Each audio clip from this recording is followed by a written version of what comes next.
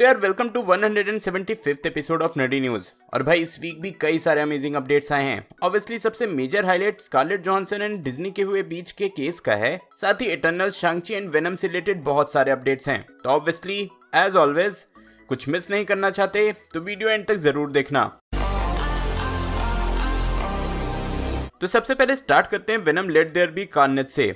तो आप सबको पता होगा ही कि वैसे में इस मूवी को ऑलरेडी फर्स्ट को ही रिलीज कर दिया गया है एंड अभी जब मैं ये वीडियो बना रहा हूँ तब तक इसका बॉक्स ऑफिस कलेक्शन $37.5 मिलियन का हो गया है और ये कलेक्शन सिर्फ यूएसए से है। तो हाँ, ये एक्सपेक्ट किया जा रहा है कि ये मूवी बहुत ज्यादा सक्सेसफुल होने वाली है। वैसे इस मूवी के अर्ली रिव्यू को रिलीज कर दिया गया है जो कि मिक्स्ड रिव्यूज हैं। क्रिटिक्स टॉम हार्डी के परफॉर्मेंस एंड मूवी के वीएफएक्स सीन्स को काफी ज्यादा अप्रिशिएट कर रहे हैं, लेकिन सब यही बोल रहे हैं कि प्लॉट एंड स्टोरी लाइन बहुत ज्यादा वीक है। तो लेट्स सी, हम इंडियंस को तो 15th को ही पता चलेगा कि स्टोरी कैसी रहती है। फिर वेनम पे ही बात करते हुए एंडी सर्किस ने भी कुछ डिटेल्स दिए हैं। उन्होंने बोला कि ये मूवी बहुत ज्यादा वीक होती इफ इसे अगर ओरिजिनल रिलीज डेट को रिलीज कर दिया जाता, दैट इज 2020 में, लेकिन लॉकडाउन की वजह से इन्हें एक्स्ट्रा टाइम मिला जिसकी वजह से इन्होंने विजुअल इफेक्ट्स को बहुत ही ज्यादा अच्छा कर दिया है। तो हाँ, एंडी सर्किस भी इसके वीएफएक्स को काफी ज्यादा हाइप दे रहे हैं। वैसे मैंने भी अपने चैनल पे वेनम का एक म्यूजिक वीडियो रिलीज किया है एंड सब लोग बहुत ज्यादा पसंद भी कर रहे हैं, तो यार उसके लिए बहुत बहुत थैंक यू। और हाँ, उस म्यूजिक वीडियो पे रोमियो एंड जैजी ने पर्सनली एक गिव अवे भी रखा है। गिव अवे में कैसे एंट्री करनी है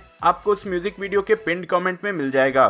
तो हाँ, अगर गिव अवे में एंट्री लेना है तो म्यूजिक वीडियो को चेकआउट जरूर करना। नेक्स्ट आते हैं गार्डियंस ऑफ द गैलेक्सी पे।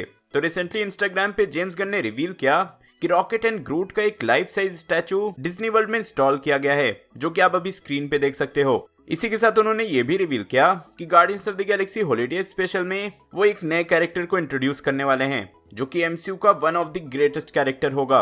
अब जिनको नहीं पता कि guardians of the Galaxy holiday special क्या है, तो ये एक शॉर्ट फिल्म है जिसकी स्टोरी एंड गेम के बाद की होगी एंड वॉल्यूम 3 के पहले की एंड मोस्ट प्रोबेबली इसे डायरेक्टली डिज्नी प्लस पे रिलीज किया जाएगा। नेक्स्ट आते हैं द बॉयज की सीरीज पे। तो वैसे सबको पता चल ही गया होगा कि द बॉयज के सीजन 3 की शूटिंग कंप्लीट हो चुकी है और इसी के बाद अमेजॉन ने एक नया अपडेट दिया है कि वो द बॉयज के एक स्पिन ऑफ सीरीज पे भी काम कर रहे हैं। अब ये सीरीज किस कैरेक्टर पे फोकस करेगी ये तो नहीं पता, लेकिन हाँ, स्पिन ऑफ सीरीज जनरली किसी एक पार्टिकुलर कैरेक्टर की पूरी स्टोरी दिखाती है, तो वैसा कुछ यहाँ हो सकता है। देन आगे बढ़े तो है स्टार गर्ल का सीजन 2, जहाँ से एंटरटेनमेंट वीकली ने कुछ एक्सक्लूसिव फोटोज शेयर किए हैं जिसमें आप ओरिजिनल जस्टिस सोसाइटी को देख सकते हो एंड जे गैरिक के फ्लैश को देख सकते हो। अब बात हो जाए एमसीयू में एक्समैन के रिटर्न की। तो रिसेंटली जेम्स मैकॉय का एक इंटरव्यू हुआ था जो कि एक्समैन के फ्रेंचाइज में यंग प्रोफेसर एक्स का रोल प्ले करते थे। तो उनसे इस इंटरव्यू में पूछा गया उनके रिटर्न को लेकर कि क्या वो कभी एमसीयू में रिटर्न करेंगे, जिस पे उन्होंने बहुत अच्छे से डिटेल में बात की है। बेसिकली सबसे पहले तो उन्होंने ये बोला कि never say never, which means कि हाँ वो रिटर्न कर भी सकते हैं, लेकिन इसके बाद उन्होंने डिटेल में आते हुए ये बोला कि वो अपने प्रोफेसर एक्स के कैरेक्टर से काफी ज्यादा खुश हैं। जिस तरह से उनके कैरेक्टर की स्टोरी स्टार्ट हुई है एंड एंड हुई है वो अपने आप में एक परफेक्ट एंडिंग है, तो वो इसमें कोई चेंजेस तो नहीं करना चाहते हैं। लेकिन हाँ, वो अभी भी ओपन है कि अगर कुछ इंटरेस्टिंग स्टोरी, इंटरेस्टिंग स्क्रिप्ट उनके सामने लाया जाए इस कैरेक्टर को लेकर तो वो बिल्कुल एमसीयू में रिटर्न करेंगे। लेकिन हाँ, उन्होंने ये भी बोल दिया कि मार्वल स्टूडियोज से अभी तक उनसे किसी ने कांटेक्ट नहीं किया है, तो लेट्स सी इस कैरेक्टर का फ्यूचर क्या होता है। अब आगे एक छोटा सा अपडेट है। तो डीसी के हार्ली क्विन के एनिमेटेड सीरीज की आर्टिस्ट लीजा सिंगर को मार्वल स्टूडियोज ने हायर कर लिया है किसी अपकमिंग प्रोजेक्ट के लिए। अब वो कौन सा प्रोजेक्ट होगा ये तो नहीं पता, लेकिन फैंस यही गेस कर रहे हैं कि सिंस हार्ली क्विन एक एनिमेटेड सीरीज थी तो वो मार्वल स्टूडियोज में भी किसी एनिमेटेड सीरीज पे काम करेंगी, क्योंकि व्हाट इफ के बाद मार्वल स्टूडियोज ने कई सारे एनिमेटेड सीरीज का प्लान कर रखा है, तो मे बी उनमें से किसी एक पे लीजा सिंगर भी काम करें। चलो नेक्स्ट आते हैं शांग-ची पे। तो सबसे पहले मार्वल स्टूडियोज के एक कंसल्टेंट ने ये टीज किया है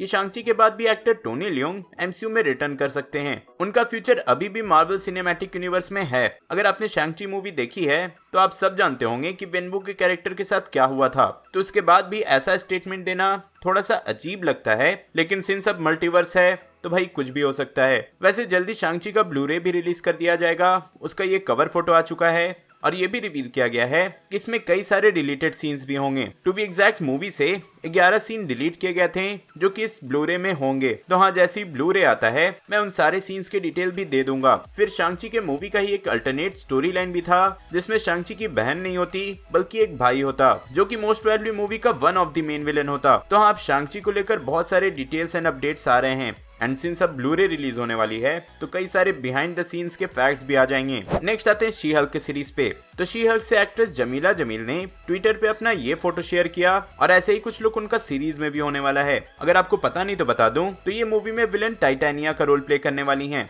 और कुछ दिन पहले इनकी स्टंट डबल ने भी कुछ इसी लुक में फोटो भी शेयर किया था। तो हाँ, सीरीज में उनका ये लुक कंफर्म समझो। फिर मार्वल स्टूडियोज की तरफ से एक मेजर अपडेट है जहां से विक्टोरिया अलोंसो ने ये रिवील किया है कि अभी मार्वल स्टूडियोज में 31 प्रोजेक्ट्स इन प्रोग्रेस में हैं जिसपे काम चल रहा है। ये projects upcoming MCU movies, series and even short films के भी हो सकते हैं जो कि इन टोटल 31 हैं। तो हाँ यार, एमसीयू में अभी कंटेंट की कमी नहीं है। नेक्स्ट बढ़ते हैं इटर्नल्स पे। तो इटर्नल्स से कई सारे अपडेट्स आए हैं। सबसे पहले एंजेलिना जॉली ने ये रिवील किया है कि इटर्नल्स में एक सुपर हीरो का रोल लेने से पहले उन्होंने एक फेमस सुपर हीरो का रोल रिजेक्ट किया था।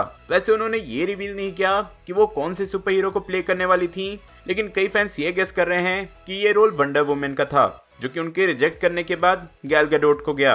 तो यार आप लोग कमेंट में जरूर बताना कि if Angelina Jolie wonder woman का रोल प्ले करती तो आप लोग को कैसा लगता। भाई मेरे हिसाब से तो गैल गैडोट परफेक्ट हैं। देन इटर्नल से ही कई सारे नए फोटोज रिलीज किए गए हैं जो कि आप अभी स्क्रीन पे देख रहे हो।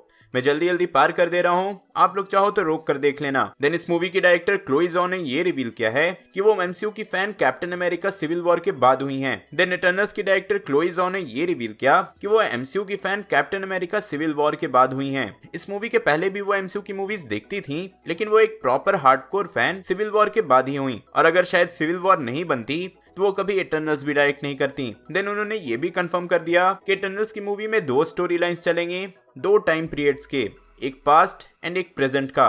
वैसे ये बात ट्रेलर में ही पता चल गई थी, मैंने ब्रेकडाउन में बताया भी था, लेकिन भाई अब ऑफिशियली कंफर्म किया गया है तो फिर से बताना तो बनता है। देन इसी के सेट से कुमार नंजियानी ने भी एक डिटेल शेयर किया है कि कैसे शूटिंग के टाइम वो कैनरी आइलैंड्स पे शूटिंग कर रहे थे एंड वहां एक अनएक्सप्लोडेड लैंडमाइन मिल गया था जिसके चलते पूरी शूटिंग डिले हो गई थी। ये लैंडमाइन वर्ल्ड वॉर 2 के टाइम का था। नेक्स्ट है मून नाइट की सीरीज। मेकअप आर्टिस्ट डोनाल्ड मोवाट ने अपना ये फोटो शेयर करते हुए इंस्टाग्राम पे कंफर्म कर दिया कि इसकी शूटिंग कंप्लीट हो चुकी है। तो हाँ, अब मून नाइट की सीरीज के भी पोस्ट प्रोडक्शन पे काम स्टार्ट हो जाएगा एंड जल्दी हमें इसके भी डिटेल्स एंड फर्स्ट लुक मिलने लगेंगे। फिर रिसेंटली मार्वल स्टूडियोज ने अवेंजर्स को सेलिब्रेट करते हुए चारों अवेंजर्स मूवी के नए पोस्टर्स को रिलीज किया है। सबसे पहले अवेंजर्स की first movie, then Avengers age of Ultron, फिर Avengers infinity war and finally Avengers endgame. Next आते हैं हॉकाई की सीरीज पे। तो जेरेमी रेनर ने अपनी इंस्टाग्राम स्टोरी में कुछ फोटोज शेयर किए जहां उन्होंने ये रिवील किया कि वो अभी इस सीरीज के लिए डबिंग कर रहे हैं। मतलब कि कुछ पार्ट्स में जहां डबिंग की रिक्वायरमेंट होती है वो पार्ट अभी किया जा रहा है।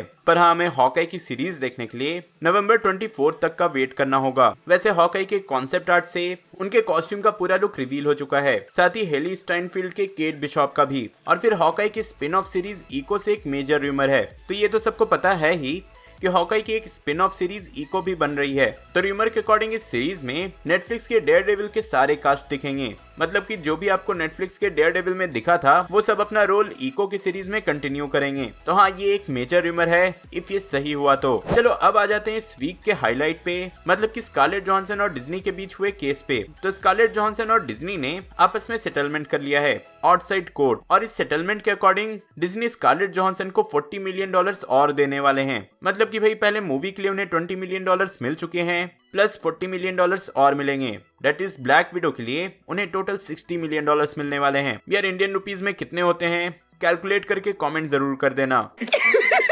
पैसा ही पैसा होगा।